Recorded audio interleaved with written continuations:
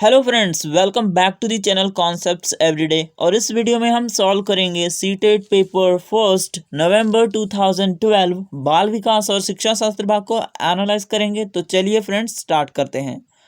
Again आपको ध्यान रखना है कि कई बार ऐसा होता है कि एक से दो ऑप्शन सही होते हैं, लेकिन वहां पर हमको सबसे उचित विकल्प का चुनाव करना होता है, the most appropriate option choose करना होता है।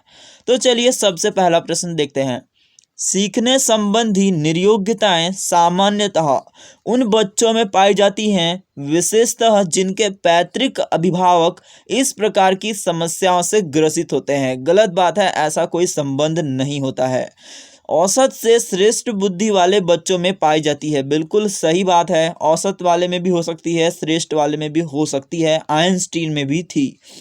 लड़कियों की तुलना में अधिकतर लड़कों में पाई जाती है, ऐसा भी नहीं है। अधिकतर उन बच्चों में पाई जाती है जो शहरी क्षेत्रों की अपेक्षा ग्रामीण क्षेत्रों से संबंध रखते हैं, यह भी गलत है। तो यहाँ पर सबसे उचित विकल्प हो जाएगा ऑप्शन 2, सभी में हो सकती है। नेक्स्ट क्वेश्चन देखते हैं।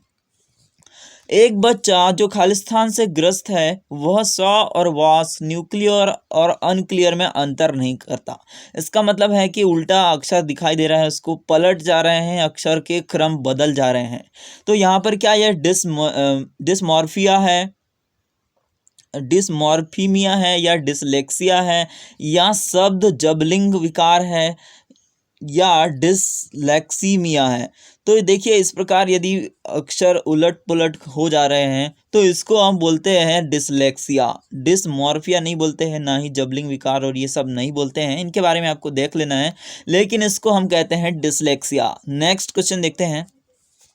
चिंतन के सूचना प्रक्रमण सिद्धांत में निम्नलिखित चरण आते हैं। प्रतिक्रिया क्रियान्वयन, प्रतिक्रिया चयन, पूर्व प्रक्रमण, श्रेणीकरण। तो देखिए सूचना प्रक्रमण का सिद्धांत है, यानी हमें सूचना मिलती है, उसके आधार पर हम कोई निर्णय लेते हैं या प्रतिक्रिया देते हैं।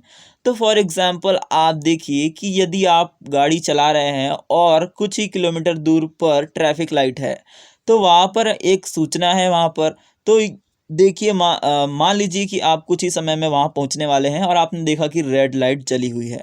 तो यहाँ पर क्या हुआ, सबसे पहले आपने इंफॉर्मेशन प्रोसेस की कि रेड लाइट मतलब रुक जाओ, इंफॉर्मेशन प्रोसेस तुरंत हो गई और वहाँ पर श्रेणीकरण हो गया।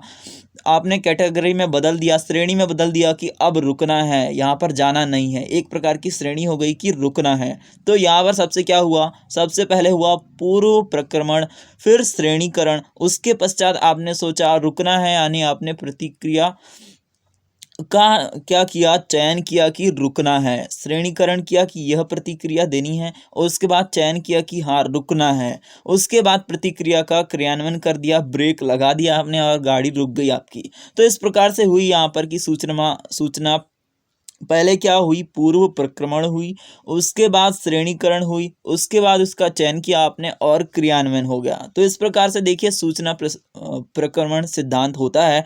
तो यहाँ पर सही क्रम क्या हो जाएगा, पूर्व प्रक्रमण ग ख और फिर ख और क। तो ये आ जाएगा ग ख और ख क। ऑप्शन नंबर 2 में है, तो ये उचित विकल्प हो जाएगा। नेक्स्ट क्वेश्चन देखते हैं। प्रतिभाशाली विद्यार्थी अपने निर्णयों में आत्मनिर्भर होते हैं, बिल्कुल सही बात है। शिक्षकों से स्वतंत्र नहीं होते हैं, स्वभाव में अंतर्मुखी नहीं होते हैं, अपनी आवश्यकताओं को दृढ़तापूर्वक नहीं कह पाते, यह भी गलत है। तो यहाँ पर सबसे उचित विकल्प होगा ऑप्शन 1। नेक्स्ट क्वेश्चन देखते हैं। आंशिक पुनर्बलन सतत पुनर्बलन की अपेक्षा अधिक प्रभावी होता है, बिल्कुल सही है। बार बार आप पुनर्बलन देंगे, उसके अपेक्षा आप आंशिक रूप से दिए कभी कभी दीजिए। सतत पुनर्बलन की अपेक्षा कम प्रभावी नहीं होता है। वास्तविक कक्षा में अनुप्रयुक्त नहीं किया जा सकता, बिल्कुल प्रयुक्त किया जा सकता है। पशुओं को प्रशिक्षित करने में सर्वाधिक कार्य यह नहीं है। आंशिक पुनर्बलन से यही होगा कि सतत पुनर्बलन की अपेक्षा अधिक प्रभावी होगा। नेक्स्ट क्वेश्चन देखते हैं। शारीरिक रूप से अक्षम बच्चों को सामान्यतः होता है डिस्ग्राफिया, लिखने से संबंधित है, बिल्कुल शारीरिक रूप से अक्षम बच्चों को यह हो सकता है क्योंकि शरीर ही नहीं अच्छे से चला पाएगा, वह तो डिस्ग्राफिया होगा, लिख नहीं पाएगा अच्छे से। डिस्थीमिया नहीं होगा, डिसकैलकुलिया भी नहीं है, डिसलेक्सिया नहीं है, यही होगा कि डिसकैलकुलिया गणित की अक्षमता है, डिसलेक्सिया पढ़ने लिखने की है, लेकिन पढ़ने की है, और डिसग्राफिया जो है वो लिखने की है। तो ये शारीरिक रूप से अक्षम बच्चों को यही है कि अगर वे अक्षम है शारीरिक रूप से तो लिख नहीं पाएंगे। तो यहाँ पर सबसे उचित विकल्प होगा ऑप्शन 4। अब देख लेते हैं कि यह डिस्थीमिया क्या है। देखिए, जो डिस्थीमिया है उसको कभी कभी बोल देते हैं परसिस्टेंट डिप्रेसिव डिसऑर्डर, या तनाव से संबंधित है एक प्रकार से हम कहें तो इसको हम कहेंगे dysthymia, along with at least 2 other symptoms of depression. Depression के सिम्टम्स है और लो मूड है, तो इस प्रकार से है तो हम इसको कहेंगे डिस्थीमिया। नेक्स्ट क्वेश्चन देखते हैं। किशोर खालिस्तान का अनुभव कर सकते हैं, जीवन के बारे में परितृप्ति के भाव, जीवन के बारे में परितृप्ति नहीं होगी, अभी तो किशोर ही है वो। दुश्चिंता और स्वयं से सरोकार होगा, दुश्चिंता होगी उनको, एंग्जाइटी हो गया, कंसर्न अबाउट देमसेल्स हो जाएगा, स्वयं से सरोकार हो जाएगा कि खुद के बारे में सोचने लगेंगे कि क्या होगा हमारा। बचपन में किए गए अपराधों के प्रति डर नहीं होगा, आत्मसिद्धि के भाव नहीं होंगे, ना ही ये होगा। तो यहाँ पर सबसे उचित विकल्प हो जाएगा ऑप्शन 2। नेक्स्ट क्वेश्चन देखते हैं। निम्नलिखित में से कौन सा सूक्ष्म गतिक कौशल का उदाहरण है। सूक्ष्म गतिक कौशल के बारे में पूछा गया है, तो फुदकना सूक्ष्म गतिक कौशल नहीं है, यह तो स्थूल गतिक कौशल है। दौड़ना भी स्थूल में ही आएगा, लिखना में सूक्ष्म आएगा क्योंकि इसमें छोटी छोटी मांसपेशियों का इस्तेमाल हो रहा है, चढ़ना भी नहीं होगा। तो यहाँ पर सबसे उचित विकल्प हो जाएगा ऑप्शन 3। नेक्स्ट क्वेश्चन देखते हैं।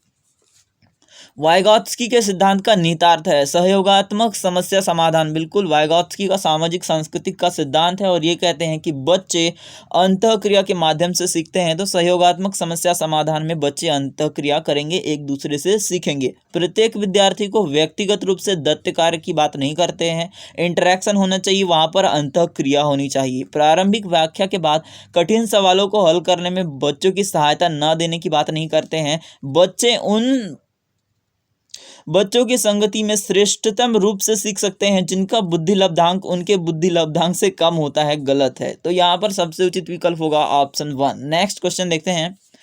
भाषा में अर्थ की सबसे छोटी इकाई क्या है। वाक्य नहीं है, रूपीम ही है, या अंग्रेजी में कहें इसको तो मॉर्फीम। स्वनियम ध्वनि की सबसे छोटी इकाई है। संकेत प्रयोग विज्ञान प्रैग्मेटिक्स, यह है भाषा का अध्ययन। तो यहाँ पर सबसे उचित विकल्प हो जाएगा ऑप्शन नंबर 2। नेक्स्ट क्वेश्चन देखते हैं। 16 वर्षीय बच्चा बुद्धि लब्धि परीक्षण में 75 अंक प्राप्त करता है, उसकी मानसिक आयु होगी 12। कैलकुलेट कर लीजिए आप।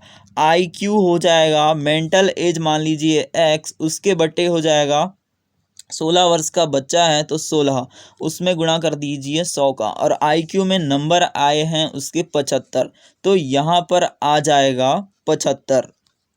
अब गुणा कर दीजिए, यहाँ पर ये हो जाएगा 25, 4 से काट दीजिए, 4 चौ 16, और फिर 75, 25 से कम 25 और 25 दिया 75, तो इस प्रकार आ गया 3 बराबर x/4। आप कैलकुलेट करके देख लीजिएगा, तो x बराबर आ जाएगा 12। तो यहाँ पर ऑप्शन 4 करेक्ट होगा। नेक्स्ट क्वेश्चन देखते हैं।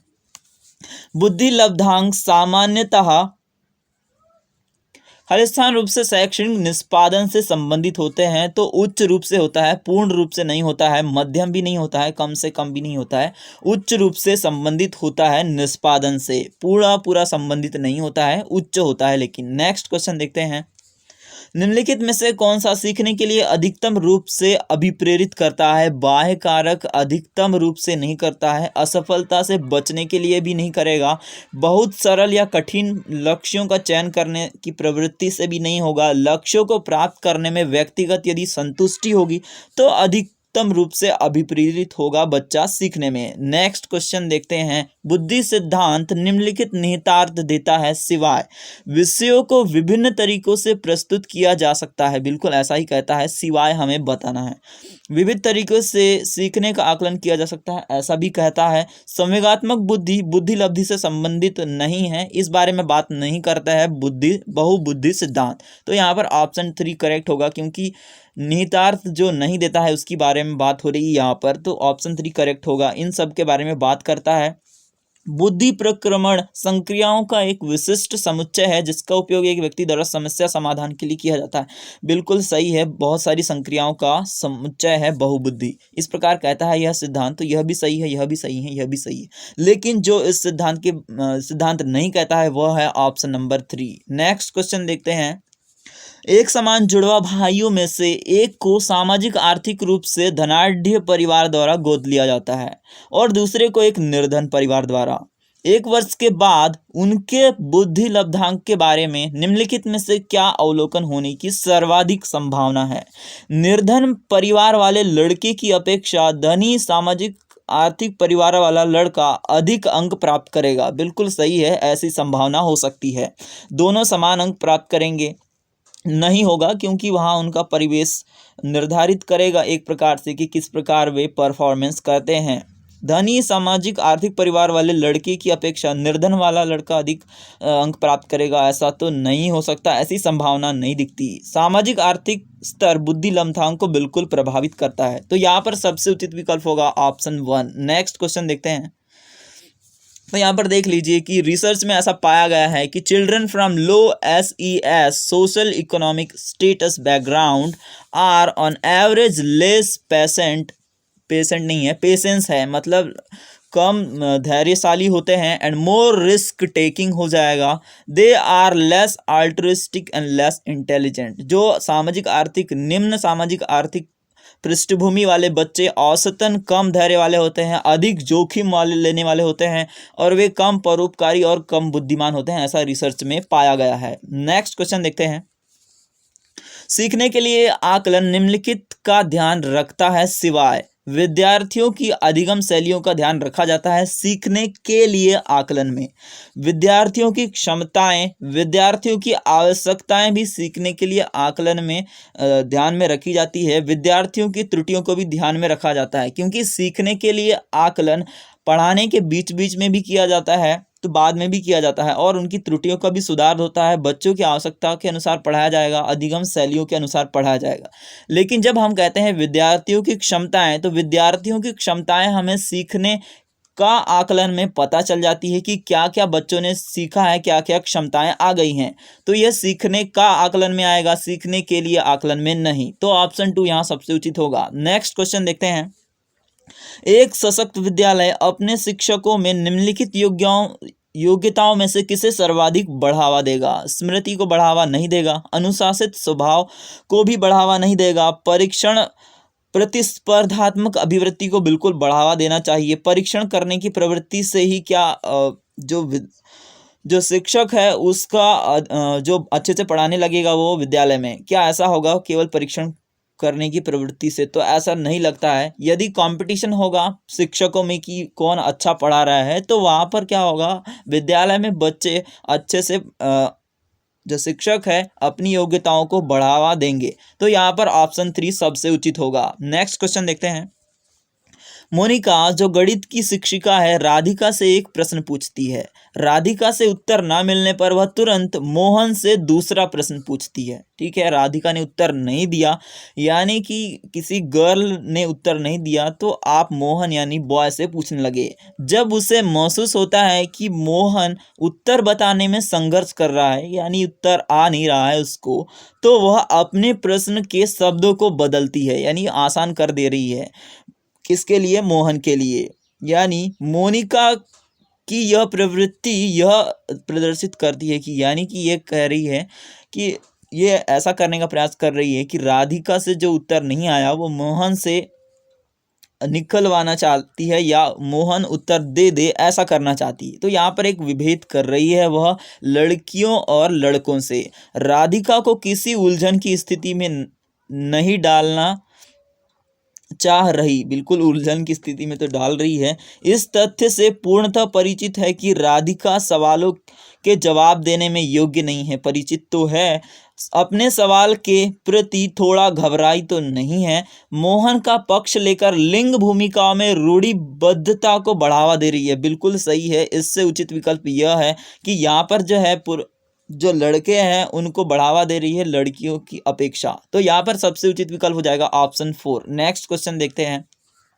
विद्यालय में लिंग भेदभाव से बचने का सर्वोत्तम तरीका हो सकता है संगीत प्रतियोगिता के लिए लड़कों की अपेक्षा लड़कों का चयन किया जाएगा, तो यहाँ पर लिंग भेदभाव को बढ़ावा मिलेगा। शिक्षकों द्वारा उनके लिंग पक्षतापूर्ण व्यवहारों का अधिसंज्ञान होगा, तो हो सकता है यहाँ अधिसंज्ञान की बात हो रही है, मेटाकॉग्निशन की बात हो रही है। इसमें क्या होता है कि लिंग भेदभाव के बारे में समझा जाएगा कि यह क्यों किया जाता है, हम ऐसा क्यों करते हैं। यदि इस प्रकार से व्यवहारों का अधिसंज्ञान होगा शिक्षकों द्वारा, तो बिल्कुल यहाँ पर लिंग भेदभाव को हटाने का प्रयास किया जा सकता है कि हम ऐसा क्यों कर रहे हैं। इस प्रकार से सोच विचार करेंगे तो यहाँ पर हो सकता है कि लिंग भेदभाव हटाया जा सके।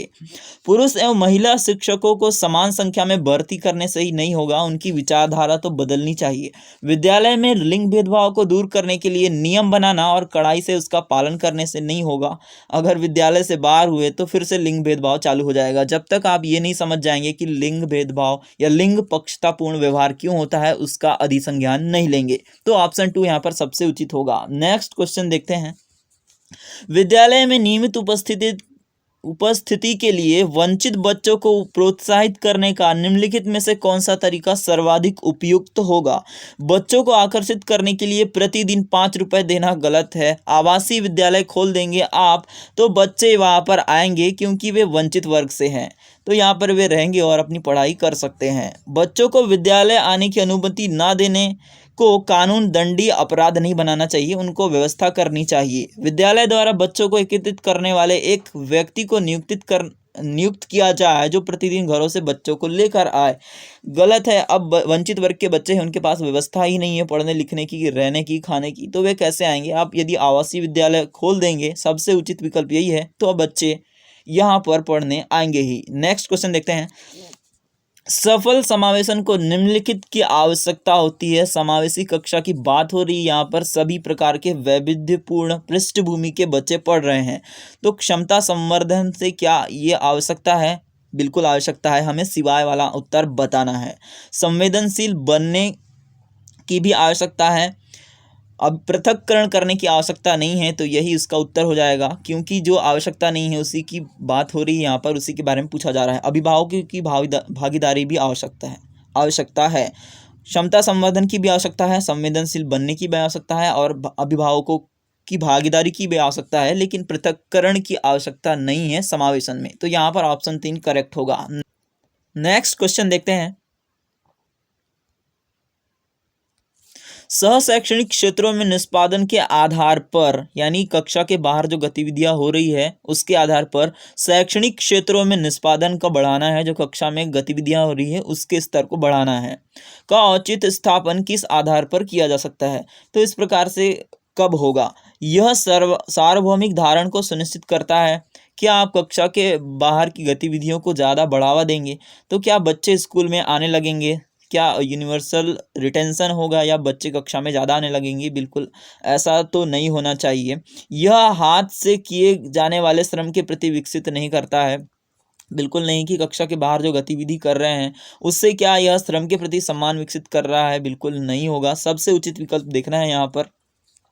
यह व्यक्तिगत भिन्नताओं को संतुष्ट करता है, बिल्कुल सही है। बच्चे कक्षा के बाहर जो गतिविधि कर रहे हैं उसके आधार पर उनकी व्यक्तिगत भिन्नताएं जो हैं उनको बढ़ावा मिलेगा, अपने अनुसार अपनी कैपेसिटी या क्षमता के अनुसार वे कार्य करेंगे, तो यह व्यक्तिगत भिन्नताओं को संतुष्ट करता है, बिल्कुल सही है। इस ऑप्शन से उचित विकल्प यह है।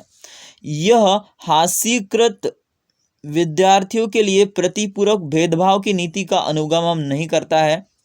यहाँ पर सबसे उचित विकल्प है ऑप्शन 3, क्योंकि यहाँ व्यक्तिगत विभिन्नताओं को संतुष्ट करेगा कि जो बच्चा बाहर कर रहा है, कक्षा के बाहर किस प्रकार का निष्पादन कर रहा है, वह शैक्षणिक स्तर को भी बढ़ाएगा। तो इस प्रकार यदि आप बढ़ावा देंगे ऐसी गतिविधि को तो यह शैक्षणिक क्षेत्रों में निष्पादन को भी बढ़ाएगा। तो यहाँ पर इस प्रकार हम देख रहे हैं कि सबसे उचित विकल्प है ऑप्शन 3। नेक्स्ट क्वेश्चन देखते हैं।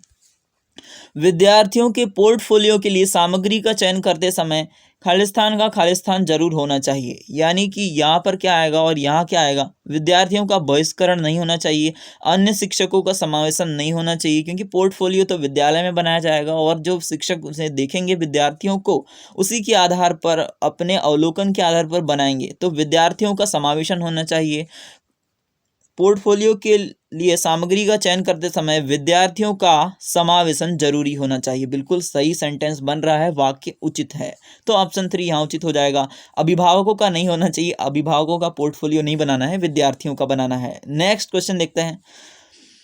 निम्नलिखित में से अंतःविषयीय अनुदेशन का सर्वोत्कृष्ट लाभ यह है कि अंतःविषयीय अनुदेशन है, एक दूसरे जो विषय है उसके ज्ञान को आप एक दूसरे में मिक्स करके पढ़ा रहे हैं, मिश्रण करके पढ़ा रहे हैं, अंतः संबंधित करके पढ़ा रहे हैं विद्यार्थियों में। तो इससे क्या होगा, विद्यार्थियों में विभिन्न विषय क्षेत्रों के विशेष प्रकरणों के प्रति नापसंदगी विकसित होने की कम संभावना होगी। ठीक है, ऐसा तो होगा कि अलग अलग विषय पढ़ा रहे हैं तो अलग अलग विषय को नापसंद ना करें, ऐसी संभावना हो सकती है। लेकिन यहाँ पर देखना है कि सबसे उचित विकल्प हमें चुनना है। पाठ योजना बनाने और गतिविधियों में शिक्षकों को अधिक लचीलेपन की अनुमति होती है। ऐसा भी नहीं होगा, इसमें तो लचीलापन तो होगा लेकिन अनुमति तो होती है। ऐसा भी हो सकता है कि पाठ योजना बनाने और गतिविधियों में शिक्षकों को अधिक लचीलेपन की अनुमति होती है। क्या इसका ऐसा लाभ होगा? हो सकता है, ये भी हो सकता है। विद्यार्थियों को सीखे गए ज्ञान का बहु संदर्भों में अनुप्रयोग करने और सामान्यीकृत करने के अवसर दिए जाएंगे। लेकिन देखिए यहाँ पर सबसे उचित विकल्प यही हो सकता है, क्योंकि इनकी अपेक्षा यह ज़्यादा अच्छा विद्यार्थियों को ज़्यादा महत्व देता है। तो यहाँ पर यही उचित हो सकता है। अब ऑप्शन 4 भी देख लेते हैं, क्योंकि इसमें यह कहा जा रहा है कि विद्यार्थियों को सीखे गए ज्ञान के बहु संदर्भ में अलग अलग तरीके के उपयोग करेंगे, क्योंकि यदि विज्ञान और गणित के साथ साथ में पढ़ेंगे तो विज्ञान का भी और गणित का भी एक नए तरीके से उपयोग कर सकते हैं, बहु संदर्भों में उपयोग कर सकते हैं उसका, और सामान्यीकृत भी कर सकते हैं कि हम किस प्रकार इसका उपयोग कर सकते हैं अलग एरिया में। तो ऑप्शन 3 यहाँ पर करेक्ट होगा। प्रकरणों की विविधता जिन्हें परंपरागत पाठ्यचर्या में संबोधित किए जाने की आवश्यकता है, से शिक्षकों के अभिभूत होने की कम संभावना होती है। यह सही नहीं है, क्योंकि इससे क्या परंपरागत पाठ्यचर्या को संबोधित किए जाने की आवश्यकता नहीं है, जो पुरानी पाठ्यचर्या चल रही थी वह। तो यहाँ पर ऐसा भी नहीं होगा, तो यह ऑप्शन भी उचित नहीं लग रहा है। तो यहाँ पर सबसे उचित विकल्प ऑप्शन 3 ही होगा। नेक्स्ट क्वेश्चन देखते हैं। शिक्षक खालिस्तान के अलावा निम्नलिखित सभी को करते हुए समस्या समाधान को विद्यार्थियों के लिए मजेदार बना सकता है। मुक्त खेल के लिए समय देने से क्या? इसके अलावा मुक्त खेल में समय देने के लिए बिल्कुल मजेदार होंगी, लेकिन हमें अलावा वाला उत्तर देना है। सृजनात्मक चिंतन के लिए असीमित उपलब्ध कराने से भी अच्छा होगी समस्या समाधान, तो यह भी उत्तर नहीं होगा। उस विद्यार्थी स्वयं से कोई कार्य करने की कोशिश कर रहे हों तो उनमें परिपूर्णता की अपेक्षा करने से, बिल्कुल गलत है कि कोई कार्य कर रहे हैं बच्चे, आप सोच रहे हैं कि ये परिपूर्ण अपेक्षा कर रहे हैं कि ये बिल्कुल क्या हो जाएंगे, परफेक्ट हो जाएंगे उस कार्य में, तो यह अच्छा नहीं है, बिल्कुल परफेक्ट नहीं, कुछ ना कुछ त्रुटियां हो सकती है। तो यह इसके अलावा यह अच्छा है कि समस्या समाधान को विद्यार्थियों के लिए मजेदार बना सकता है। मुक्त अंत वाली सामग्री भी समस्या समाधान को मजेदार बनाएगी, यह भी बनाएगी, यह भी बनाएगी और यह भी बनाएगी। लेकिन यहाँ पर देखिए, इस प्रकार आप आशा करेंगे कि जब विद्यार्थी स्वयं से कोई कार्य करने की कोशिश कर रहे हैं तो उनसे परिपूर्णता की अपेक्षा कर लेंगे कि खुद से करेंगे तो ये परिपूर्ण हो जाएंगे, ऐसी भावना रखना गलत बात है। तो यहाँ पर ऑप्शन 3 सबसे उचित होगा। नेक्स्ट क्वेश्चन देखते हैं। वे शिक्षार्थी जो समृद्ध ज्ञान और शैक्षणिक दक्षता की हार्दिक इच्छा प्रदर्शित करते हैं उनके पास होता है। क्या नैपुण्यता अभिविन्यास होता है, मास्टरी ओरिएंटेशन होता है, निष्पादन उपागम अभिविन्यास होता है, या निष्पादन परिहार अभिविन्यास होता है, या कार्य परिहार अभिविन्यास होता है। परफॉर्मेंस अवॉइडेंस ओरिएंटेशन या वर्क अवॉइडेंस ओरिएंटेशन होता है। तो देखिए इस प्रकार कब होता है। Mastery orientation is described as a focus on learning and improvement that ideal student. Performance orientation refers to a focus on demonstrating competence relative to others, trying to appear smart to avoid looking stupid. इसका मतलब है कि महारत उन्मुखीकरण को सीखने और सुधार पर ध्यान केंद्रित करने के रूप में वर्णित किया जाता है। यानी सीखने के बारे में तत्पर होगा, महारत उन्मुखीकरण में, मास्टरी ओरिएंटेशन में।